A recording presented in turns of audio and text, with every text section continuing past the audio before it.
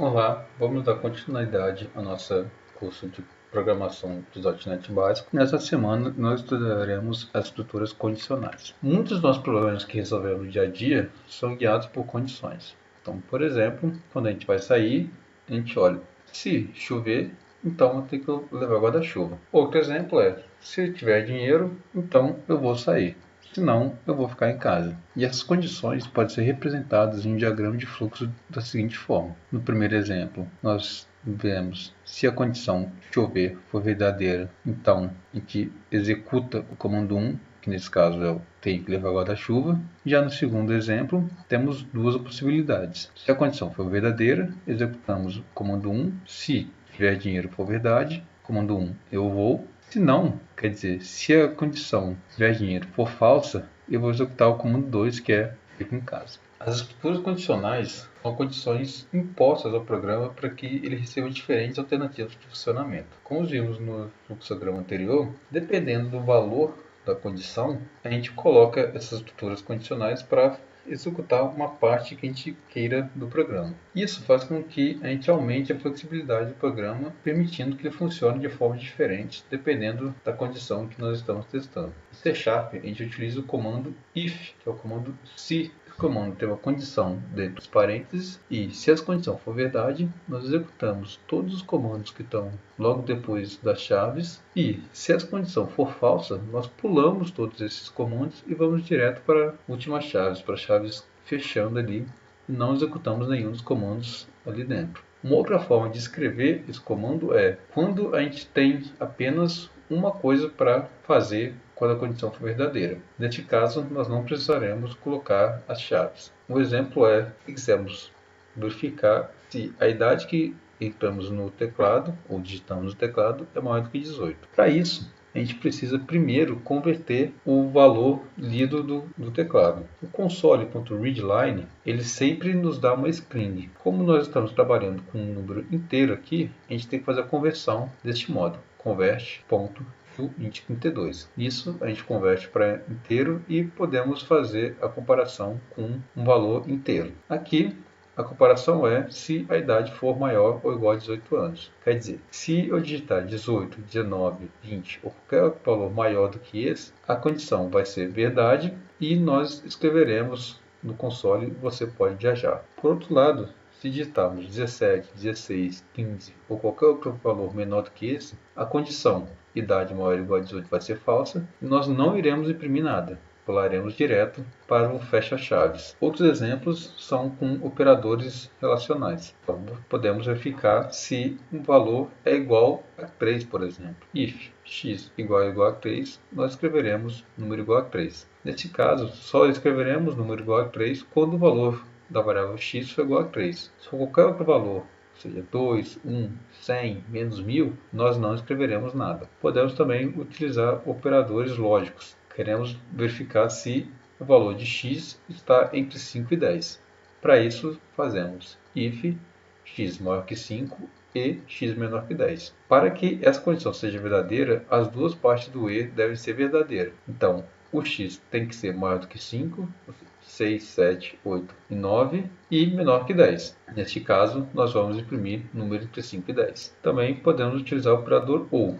Lembrando que o operador OU nos retorna a verdade quando pelo menos um dos dois elementos é verdade. Se o y for igual a 3, já poderemos escrever x é igual a 5, y é igual a 2 ou y é igual a 3. Mesmo que o x não seja 5, nem que o y, nesse caso é 3, seja 2. Mas como o y é igual a 3 e temos um OU, essa parte da relação já é verdade e já serve para entrar nessa primeira linha do código. Se mudarmos o parênteses para o OU, nós temos que x tem que ser igual a 5 e o y tem que ser igual a 2 ou igual a 3. Então, se tivermos x igual a 5 e y igual a 2, escreveremos x igual a 5 e y igual a 2 ou y igual a 3. Se tivermos x igual a 5 e o y igual a 3, também escreveremos da mesma forma. Mas se tivermos x igual a 5 e y igual a qualquer outro valor que não seja 2 ou 3, ou seja, 1, 0, 10, 20, não escreveremos nada. E mesmo que o y seja 2 ou seja 3,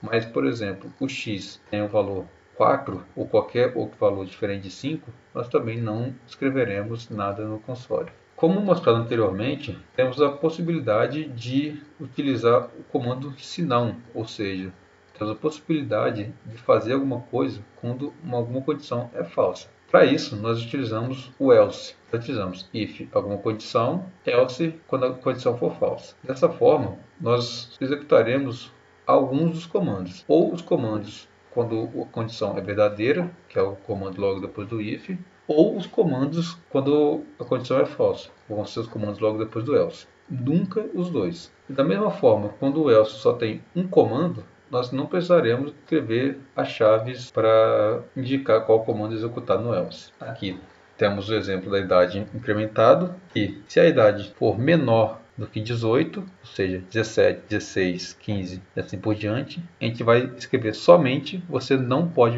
viajar sozinho. Por outro lado, se a idade for maior ou igual, a gente só vai escrever você pode viajar sozinho. Nunca as duas linhas vão aparecer ao mesmo tempo. Também podemos fazer ifs dentro de ifs, ou ifs logo depois de um else. Nesse exemplo, temos três variáveis do tipo double que vão armazenar números reais, uma livro Linux, outra livro banco de dados e um total que é a soma dos dois. Primeiro, verificamos se o total é menor do que 120. Caso positivo, ou seja, caso o total seja menor que 120, vamos escrever apenas o preço está bom e não escreveremos mais nada. Porém, se o valor total for maior ou igual a 120, nós iremos para o primeiro else. Logo depois do else, temos uma outra condição, que é se o total é maior do que 180. Se isso for verdade, ou seja, se o total for maior de 180, a gente vai escrever apenas livros muito caros. Não vamos escrever o preço está bom, nem preço razoável.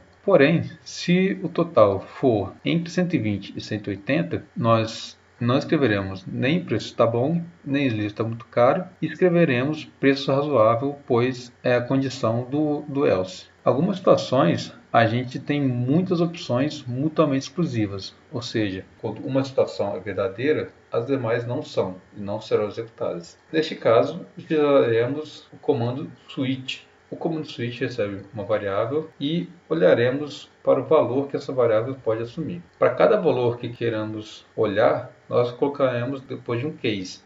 Case valor 1, faremos alguns comandos.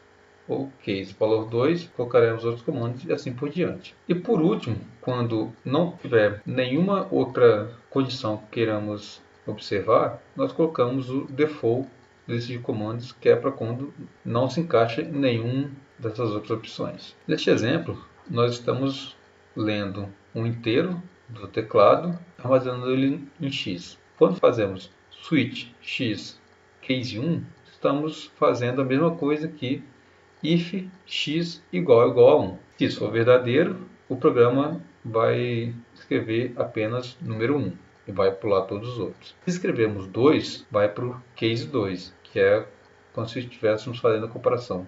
X igual a 2. Nesse caso, só vai escrever número 2. E para qualquer outro caso, ou seja, se a gente colocar 3, 4, 0, menos 1, qualquer outro valor negativo ou maior ou igual a 3, nós escreveremos o outro número, pois vai cair no default. Um outro exemplo é, se a gente lê um operador da linha de comando e fazemos o switch. Perceba que agora temos alguns cases que não tem nada. Nesses casos, os comandos dos próximos cases serão executados até que se ache um break. O break vai indicar que não precisaremos mais executar nada dali para baixo. Então, se digitarmos o sinal de menos, o switch vai escrever operador com baixa prioridade, baixar o break do mais e vai pular até o final. Isso também vai acontecer se digitarmos mais. Da mesma forma, com o operador de divisão e de multiplicação. Tanto divisão quanto multiplicação vai executar até achar o segundo break e pular tudo que estiver dali para baixo. Se nós não colocarmos nenhum desses 4 operadores, o switch vai para o default